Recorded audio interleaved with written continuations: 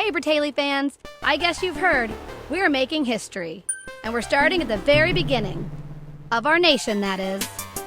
Yankee Doodle went to town, riding on a pony that he found. Stuck a feather in his hat, called it macaroni, then he kept on riding on his pony. We're off on a trip back in time to the American Revolution, in costume and undercover. We're in hot pursuit of characters like General George Washington, lady spies, soldiers, presidents, pirates, horses, and some pretty sweet dance moves. We'll travel the original 13 colonies to see what we can find and recreate some of history's most famous moments. So saddle up.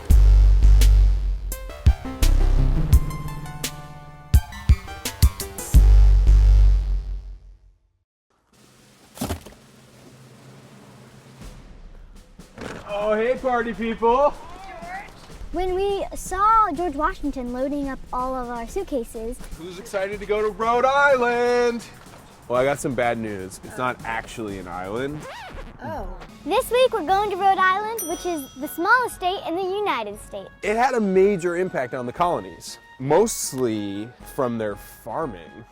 You want to go to a farm? Yes. And check it out? I'm excited about the farm. Good job. Here's some Washingtons. Oh. And it was really funny because I gave him a tip of $1 bills, which had his face on it.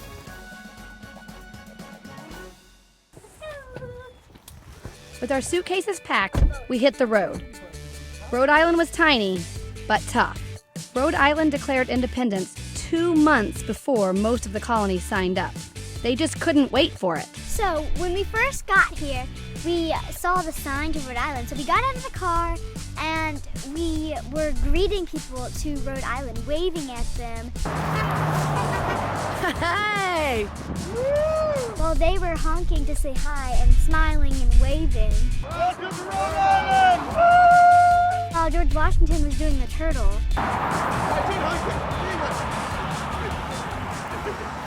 Then we kept cruising to our first stop, Colonial Farm. During the colonial era, 9 out of every 10 people lived on farms. That means almost everyone. Being a farmer is super hard work, but I'd actually love to be a farmer. George Washington. George, nice to meet you, sir. Pleasure. All through the Revolution, which lasted 8 years, the men spent a lot of time away fighting the war. So the women stepped up and ran the farms. We wanted to see what that would have been like. You guys ready to feed some animals? All right, let's go. If you were a farm wife back then, you spent a lot of time with the most common creatures on colonial farms. Chickens. 4 of the breeds known to be Whoa, hey. Wow. We also have. Look at that one! Whoa, hey. Do not worry, they are just a little bit hungry. What's up? Woo-hoo-hoo. That's a big one. Hey! We got a bowl, we stuck our hand in it, and then we threw it down on the ground. Chickens will eat almost anything, but we fed them corn and other grains. Do they ever like to bite your fingers? Very, very rarely. Like this. And see if any of them will come forward. Oh, you got it. Yeah. That one loved The you. roosters seem to be a little more brave. It's called a pecking order for a reason. Oh. And we named What does pecking order mean? There's this thing called the pecking order. If the rooster was eating and a chicken came up and started eating by him, he would peck the chicken and the chicken would go, bark, bark, bark. That's why the biggest chickens are at the top of the pecking order. Feel it, feel it, feel it. Hey, buddy. Bye-bye. Happy Thanksgiving. Enjoy the rest of your time. We'll see ya at Thanksgiving.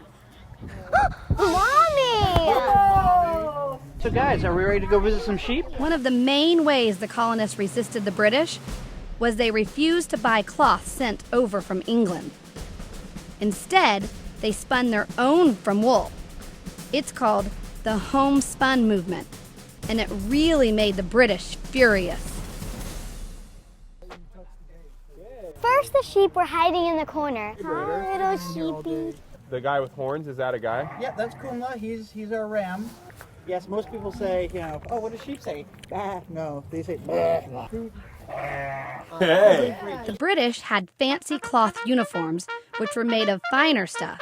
But the colonial militiamen wore homespun uniforms thanks to these guys. You make polyester from it? Yeah. Polyester sheep, very rare breed. Yeah. We get wool from our sheep. The sheep wanted out really badly, but they didn't want to come past us because they were so sheep. We're gonna make a tunnel for them. Hey, Andy, come on this You want the side. action shot?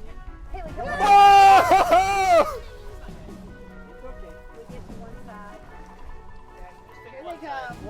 Yay! No way! Yeah! They went, they went. Whoa! Yeah! Woo! That was awesome! What happened, Hayley? What'd they do? They jumped, and now I'm tired. Were you counting? Yes. You're counting sheep again.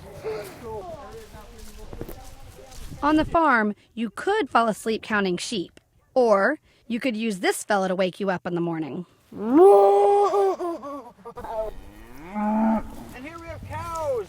Beautiful cows. We pet cow, and if you didn't know, they say moo. Okay, again. When she's fully adult, she'll be up to about 1250. So cute. If some breeds of cows naturally have horns, both for cows and for bulls. It wants to smell you, H-Money. Oh, you know, just brushing a cow. Oh, I brushed it. I brushed it like this, and then that, and it was very soft. You guys are pretty good at this. Just brushing our cows. Just from them. Hey. What's your favorite colony? Hey, you don't want to talk about it? One cow can produce 7 gallons of milk a day. And if you don't milk them all the time, cows stop producing milk.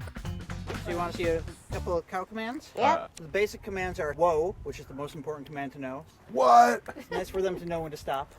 And you say whoa? We say whoa. How do you say it? Like, whoa! Yup. Yup. Oh, yeah. Yup. Yup. Yup. Step up.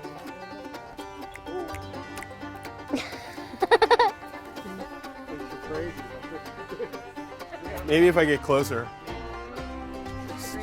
Just like this. Maybe if I had the stick, it would work. The cow was cool, but Annie had another favorite farm animal. Really love donkeys. You guys like donkeys? I love dogs. Excellent. I love donkeys. They are so cute. This is Josie. They're so cute. What? She was 16 years old, and she was so cute and way softer than the cows. And I love the donkeys because their ears like go up and then down, down, up, down, and then it's just so cute. Smile. Smile, donkey. And yeah, they were really soft, you know, right? You know? Softer than this cat? What? Hayley found her own favorite. I want the kitty! You here. Daddy. Meow. Meow. Annie and Hayley might love animals, but nobody loves picking up after them. Well, you see that? Yep. Nevertheless, it's time for some poop scooping. That is cow poop. That means we get to pick up cow poop, pick up donkey poop, put in a wheelbarrow, and bring it out to this year's muck heap. It's going to break down and be the best fertilizer in the world. Animal poop, also known as manure, contains nutrients that can actually help crops grow. It's called mucking. Alright, here we go. You ready? Best part about me. I don't know. Oh, wow. Look at that mound. Gnarly. I don't think I can get it all. You can get into there. Oh, yeah. There we go. doing, Billy? Yeah. Mucking. Who else wants to try? Yeah. Yeah, I'll muck that mound. Ah! Sorry, I didn't see you guys there. What do you think? Oh, put it in the wheelbarrow? You don't want to look at it anymore? All right, fine.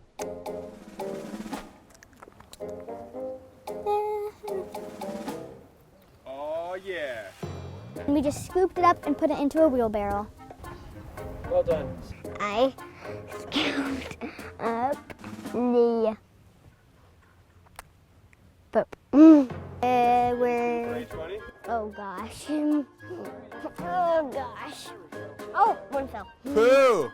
H-Money, what are you doing with that poo? Oh gosh. Poo down? This is hard. There you go. If I could describe it in 4 words, I would say this. Disgusting, yuck, very, very, very disgusting, and weird. We took the wheelbarrow and we put it all the way down over here. Nice wheeling, Odds. Thank you. Hey, Dad, you want to do the rest? Oh, jeez. My dad did half of it, and then he carried it up to all of the other cow pie. Can you do it? Do you think you can get this all the way up? No chance. No chance. And he put it on the top, and he goes, I now proclaim this to be Poop Mountain. After climbing that mountain of manure, we had a little fun making human wheelbarrows. and we try to be wheelbarrows too. Side by side, Ready, go! You have to walk faster! Look up! Stay on the trail! Stay on the trail! Here's what we have to do at gymnastics. Ready? Walk. You have to walk really fast. 1, 2, 3. Oh yeah, that's Wheelbarrow. And then George Washington decided to do the wheelbarrow. So my dad picked up George Washington's feet. Benny's here for you. Oh, God! I'll do it! And Hayley decided to jump on top of him and was being very dramatic. Carry the country on your back, George! I got this! On your hands! Oh, don't tell me what to do! Yes! Huzzah! But we still had more chores to complete. The hardest of all, fetching water. Like so. Then you will evenly distribute the weight of both buckets. My dad carried 2 buckets on his neck with some rope. Cool. How's it fit? And he walked all the way down to the well, and he scooped up some water in his 2 buckets. Back then, they didn't have pipes and running water, so they always had to lift water from a well. I don't know about that. Is it heavy? With these? Yeah. Lift up. Very good. And we all had to bring it back up, and it was so heavy. There you go. Even Hayley lifted it up. She's not tall enough. High! With a little bit of help from my dad. Are you ready? On the count of 3. 1, 2, 3. Woo! I was too short. Getting water is a whole lot easier now. We turn water on, and then we get it. It's just like boom, like that. Skipping from water to fire, this is the place where they molded metal. And then we went to the blacksmith shop where he was making a bunch of hooks. What's that? That's the air This tube. is the bellows, and so this forces air. You ever blow on a fire to make it burn hotter? You go. There's this big brown thing with 2 holes in it that made air go into the fire to make it warmer. Okay, 1, 2, 3.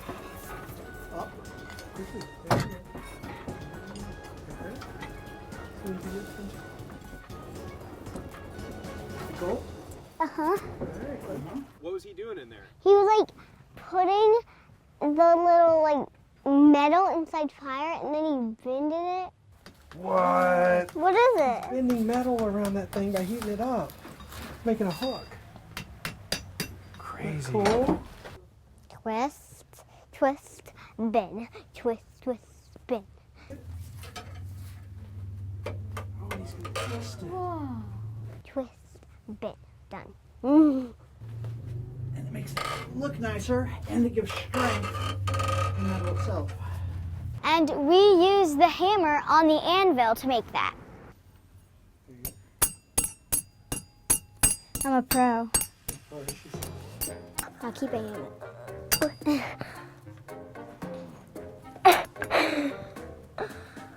Ow. That didn't hurt. This is hard. Heavy.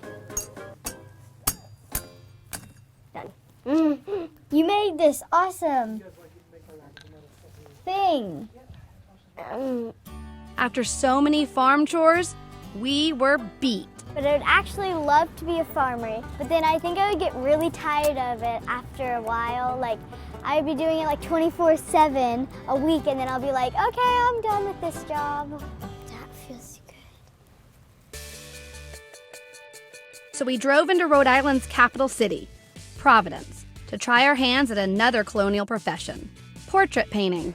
In Providence, Rhode Island. Hello. So we're coming into this art studio to paint some portraits.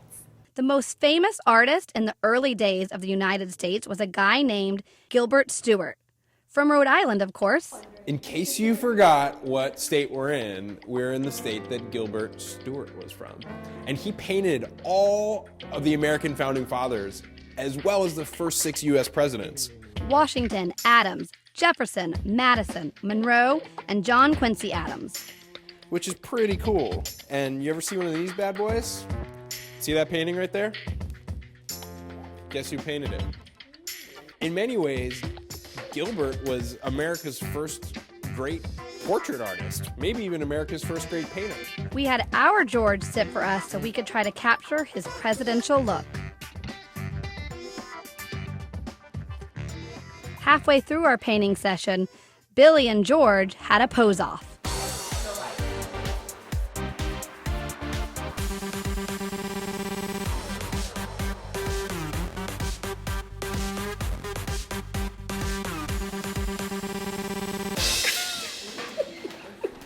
George finally sat back down so we could finish our masterpieces.